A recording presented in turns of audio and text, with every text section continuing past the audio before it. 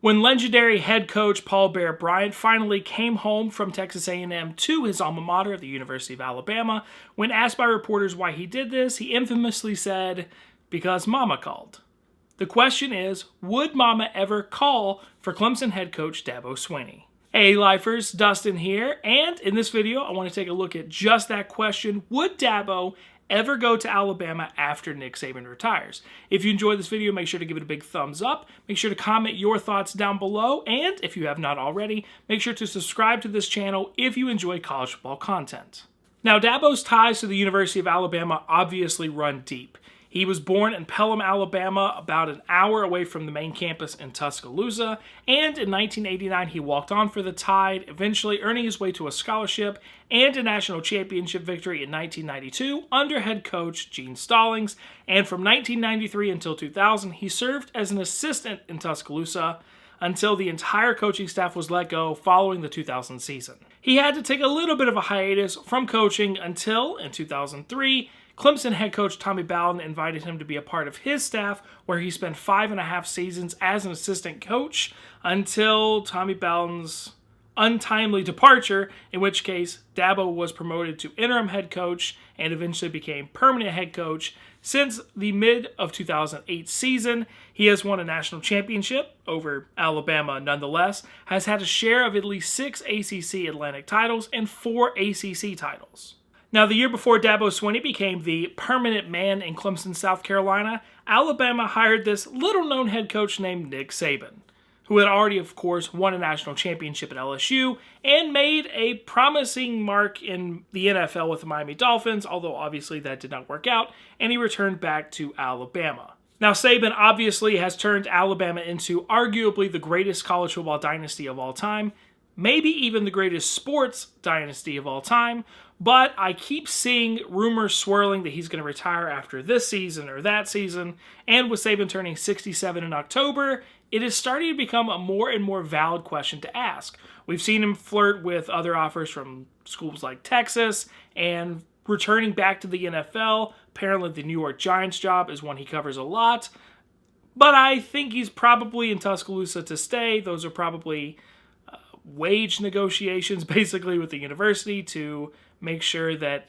in his mind he is keeping up his worth to the school, whatever. But when he eventually retires, what will happen?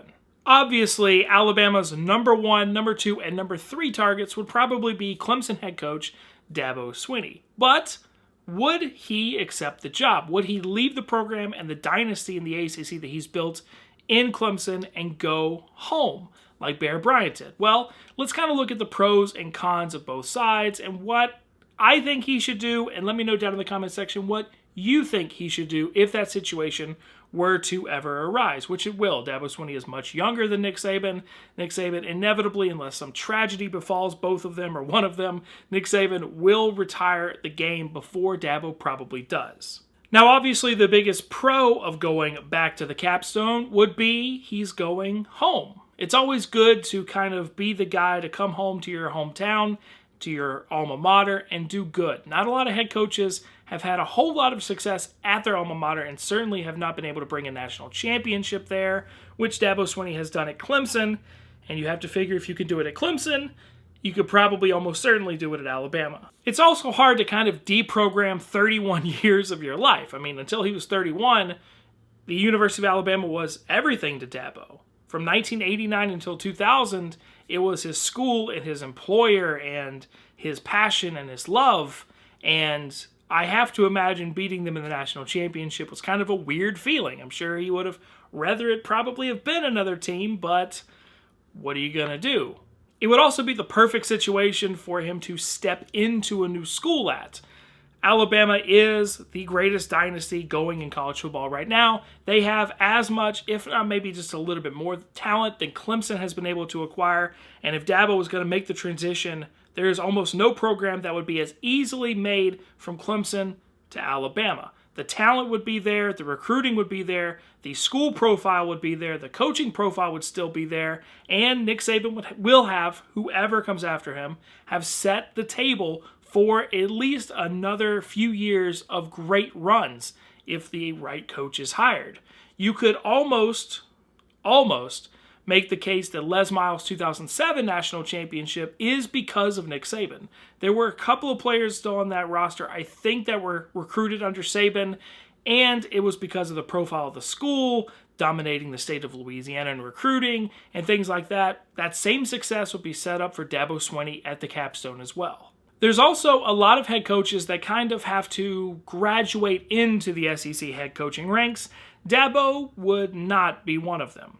As a big-time head coach that's won a national championship at a big-time football school in the South that has regular rivalry games against SEC opponents like South Carolina, Auburn, and Georgia, Dabo definitely knows what it's like to compete in the South as far as on the field performance, what you need to do to win, knows the importance of rivalries coming with his background in Alabama, knows how big recruiting is, knows how to win recruiting battles, and certainly knows what kind of competition is needed to play in the SEC.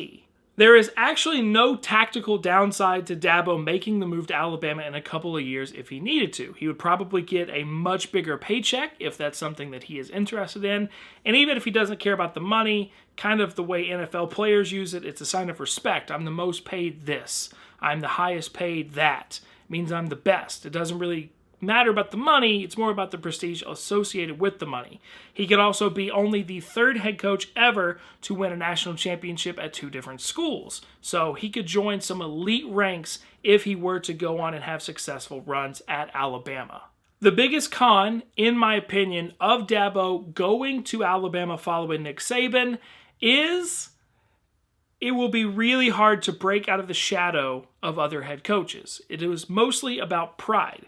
If he goes to Alabama, he is always going to be in Nick Saban's shadow. If he's not in Nick Saban's shadow, he'll always be in Bear Bryant's shadow or Gene Stallings' shadow. Hell, there's a chance he'll be in Wallace Wade's shadow. Alabama has had some incredible head coaches over the years, a lot of players and head coaches that are in the college football, and some of the Pro Hall of Fame.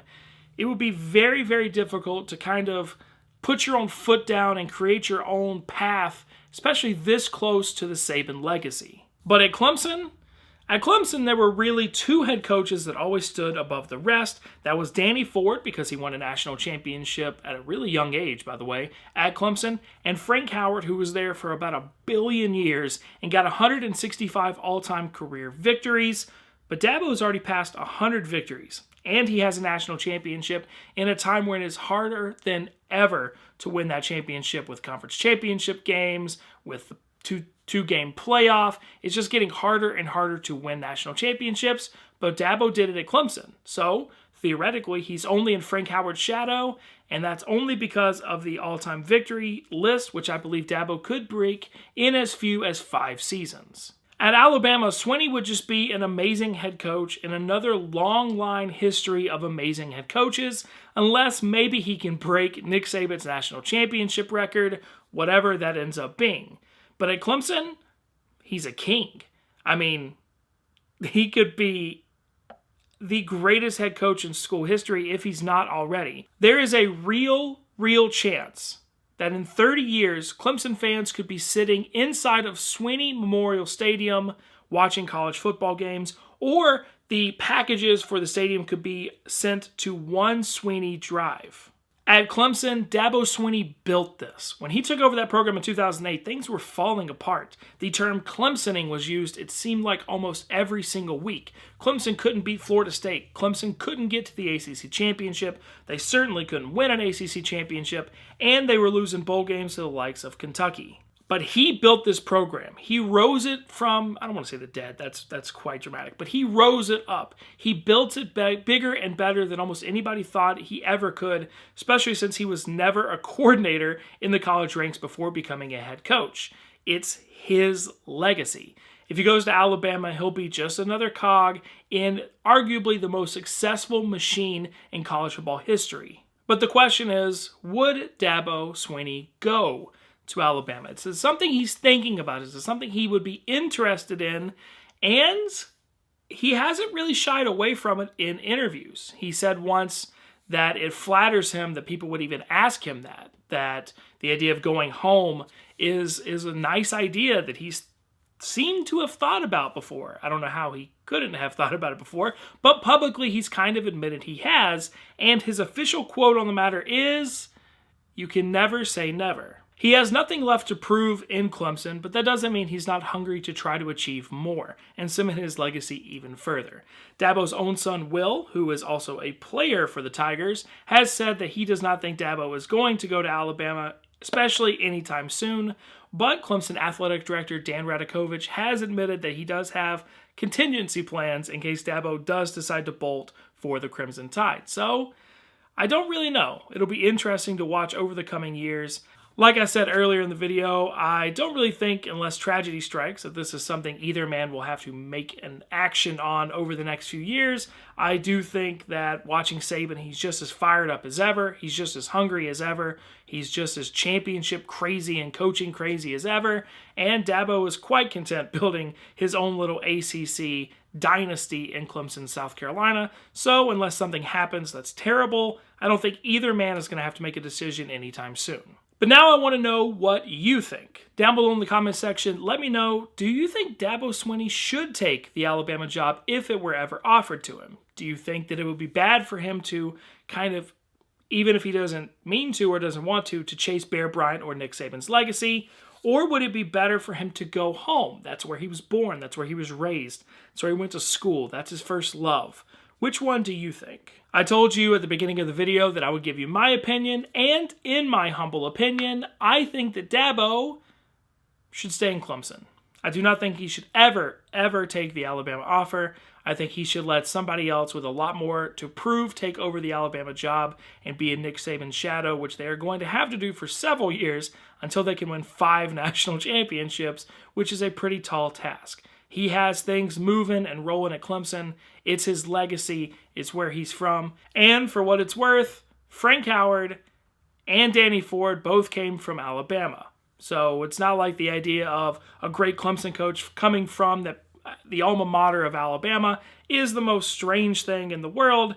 It kind of makes the most sense. I don't think it matters if Saban retires in 3 years or 10 years, unless for some reason the Clemson program becomes a very toxic place for Dabo, in which case that's his fault anyway, and maybe he should not be coaching. I do not think that Dabo Swinney should leave for Tuscaloosa, but that's just my opinion. Let me know down below what yours is. If you enjoyed this video, you may want to check out my way too early top 25 for the 2018 season. You may be pretty interested in the top 2 teams in that poll. Thank y'all so much for watching. Hope you enjoyed the video. If you did, make sure to give it a big thumbs up. You can also click on the circle right there in order to subscribe, or watch any of the other videos over there to the right that YouTube has suggested for you. Thank you so much for watching. And as always, until next time. Of a hiatus from coaching until, in 2003, Clemson head coach Tommy Bowden invited him to be a part of his staff, where he spent 5.5 seasons as an assistant coach until Tommy Bowden's untimely departure, in which case Dabo was promoted to interim head coach and eventually became permanent head coach. Since the mid of 2008 season, he has won a national championship over Alabama nonetheless, has had a share of at least 6 ACC Atlantic titles and 4 ACC titles.